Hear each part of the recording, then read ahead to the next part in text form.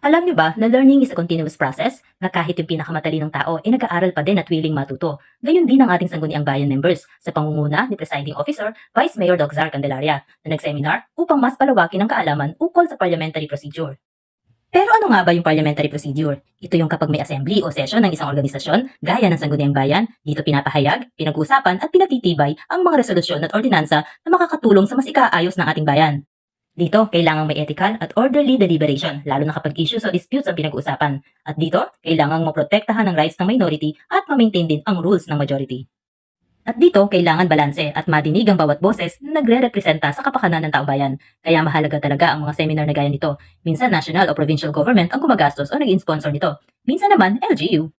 At para sa mas epektibong pamumuno, masarap ang matuto. Ito ay hindi lamang sa pagpapaunlad ng sariling kaalaman, kundi anumang kaalaman na ating matutunan ay ibinabalik at ibabalik din natin sa taong bayan na siyang nagtitiwala sa atin.